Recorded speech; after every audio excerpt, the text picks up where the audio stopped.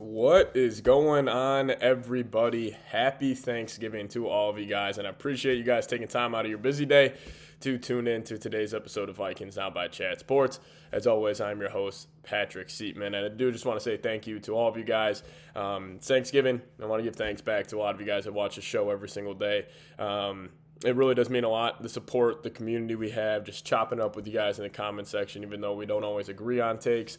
But just still the community we have built here on the channel is really special, and it's something I look forward to every single day, chopping up with you guys and following this chaotic journey of being a Vikings fan, to say the least. And I'm sure a lot of you guys are going to be meeting up with a lot of your family today, and you guys are going to be chopping it up about the Minnesota Vikings. That's actually what I'm going to be doing here in a couple hours, going to my aunt and uncle's house. And, we're going to be talking about the Vikes, and it's not going to be, all positive there. But I do really appreciate all of you guys for always watching my show. So shout out to all the real ones. But coming up on today's show, a couple things I want to talk about. We're going to have a fun show on the second half where I do want to give the top 5 Vikings I am thankful for this season. And then we are going to start off with what Dianna Russini, she wrote up an article, dropped yesterday, I believe, and she had one very interesting quote on J.J. McCarthy, which is a little concerning, even though, Dianna Russini has she always had it out for J.J. McCarthy, yada, yada, yada. We know the whole storyline there. But I do want to share with you guys that one quote. And then also she dropped a quote from an NFL scout talking about Max Brosmer and making that comparison to Brock Purdy. But I want your guys' thoughts on this before we dive into it. I'm going to give you guys 5 Vikings that I'm thankful for on the second half of today's show, but I want you guys to give me your number 1 Vikings player that you are most thankful for. It could also be a coach on the coaching staff, whatever it may be, but drop that player's name down below. So let's talk about what Dianna Russini, what she wrote up on J.J. McCarthy. So I'll just give you guys a quote, then I'll give you guys my thoughts. So this was Dianna Russini on J.J. saying, "I have been told there were some concerns about how another year sitting on the bench would affect him, and would it even help? Every question has a cousin, and suddenly they're multiplying. Can a raw but talented quarterback grow fast enough to match a team built to win yesterday?" So pretty much just laying out there, like, would it be beneficial to J.J. McCarthy's long-term development for him to sit on the bench for another season? And, also, would it affect him? And it was kind of implying, like, the mental toughness, I guess, that J.J. McCarthy has. Would he be able to handle it? To be like, okay, you're drafted in the top 10, but you are going to have to sit for 2 years. And, I have some thoughts on this. First off, if the Vikings really viewed that as that big of a concern, I don't think they would have liked J.J. too much in the first place in the pre-draft process, because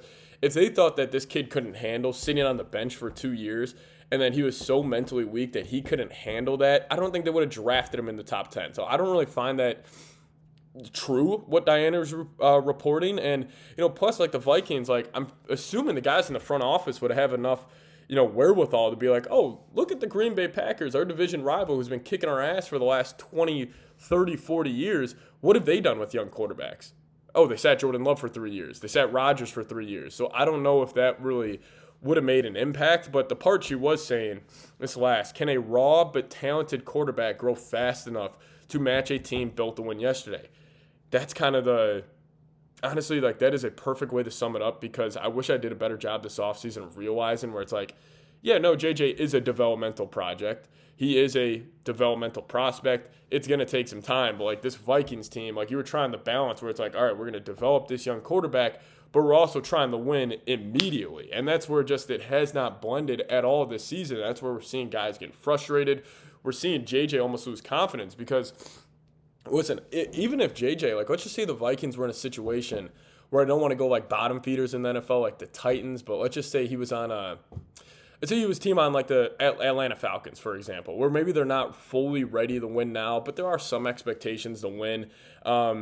Like, I don't think, like, the players would be in this much of an uproar where it's like you see Jefferson getting frustrated. You see these veterans on the team, just getting pissed off at where the offense is at right now, and for right reason, because these were guys that saw this team win 14 games last season. They were probably expecting JJ to step in. At least that's what Kevin O'Connell, that's what the front office told him, to be like, guys, we can go on a Super Bowl run with this guy. And then they see him out there, and it's like, we don't even have a flat-out chance.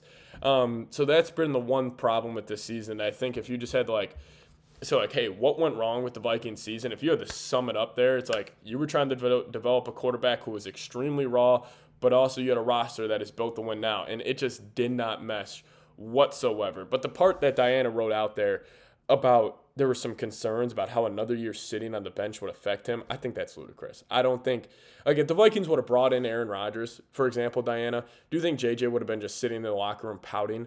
An NFL legend, if they would have brought in Rodgers for 1 year? I don't think so. So I thought that was a little just Dianna just kind of throwing these, loose jabs at McCarthy, but, whatever. But I do want to share with you guys this quote NFL scout said on Max Brosmer, saying he's not flashy, but neither was Brock Purdy when he first got tossed into the fire for the Niners, and then Brock Purdy ended up winning the job. Now, who knows what Max Brosmer is? Like, he is a wild card. Like, we have seen these guys. It doesn't matter where you're drafted, where you went to school, how many throws you made in college, what your archetype is, your physical talent. It does not matter.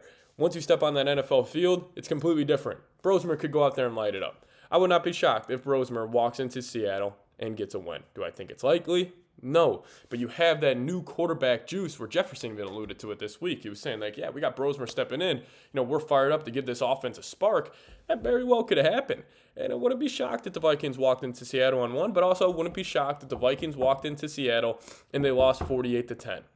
I will tell you guys this right now. If the Vikings lose 48-10 to the Seahawks and Sam Darnold lights up this defense, somebody's getting fired on Monday.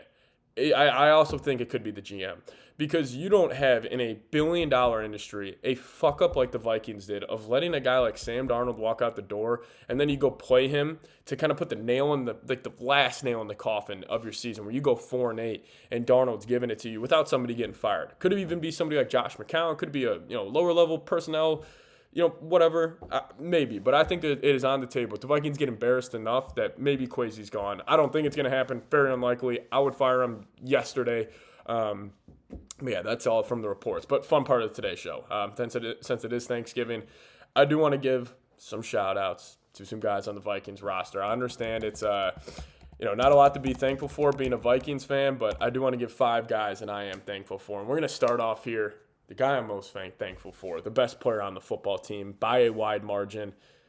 I'm actually going Will Reichard here, the kicker. Shout out to Will the Thrill. This guy's been absolute nails the entire season, and it's just awesome finally having a franchise kicker, even though the season is, just a complete throwaway, but having a franchise guy in Will Reichard, he's been nails. I think he's made 3 or 4 kicks from 59 yards or up this year. Like, shout out to Will the Throw, man. Dude's an absolute dog. How about a little Jalen Redmond? That's the second Vikings player I'm thankful for. Defensive tackle. This guy's had an unbelievable season, man, and he's going to want to get paid. The Vikings got to do whatever they can to bring him back.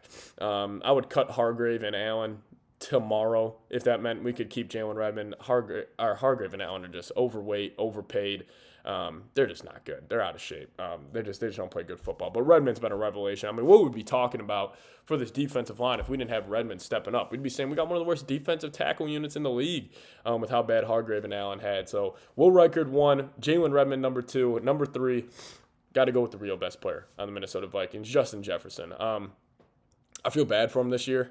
I think he's honestly held it together pretty well. Like, knowing how much of a competitor he is, the fire he has in his DNA, and he's been seeing the worst quarterback play in the league, and the fact that he's been able to just stay steady. He's showing some emotions, but for right reason. I mean, the man averages 97 receiving yards per game, but then when McCarthy's in the lineup, he's like going for like 50 yards a game. Like, obviously he's pissed off. Like, McCarthy's affecting his stats. He's affecting his legacy, and that's also the thing about being a wide receiver, where I don't necessarily feel bad for these guys being divas, because it's like, they have the most, like, they depend on another position more than any other position in all of sports. Because, like, even if you're a 2-guard in basketball and your point guard is having an awful game, like, you can still get yours. But, like, if JJ's having an off game and he's throwing for 87 yards, like, Jefferson's got no chance to go for 100 yards. So I do feel bad for Jefferson, but he's still an all-time talent. So I'm thankful for him. And even though this guy should probably be in a retirement home, he's been playing bad football this year, Harrison Smith. He's just a legend in this organization. I honestly feel bad for him. I think he should retire right now. I don't think Harry should, finish out this season. But shout out to 22, the Hitman. And then lastly, probably one of my favorite players ever to watch defensively for the Vikings, Andrew Van Ginkel. Even though I thought he had a rough game against the Green Bay Packers, still overall in the season, this defense hits another level when he's in there. So I'm thankful for him as well. But the 5 guys I'm thankful for, give me Will Reichard, Jalen Redmond, Justin Jefferson, Harrison Smith, Andrew Van Ginkel. And you guys, let me know a player you're thankful for down below. Enjoy Thanksgiving. Appreciate all of you guys taking time every day to watch today's show. Seriously, shout out to all of y'all. And we'll get on out of here. Skol Vikes.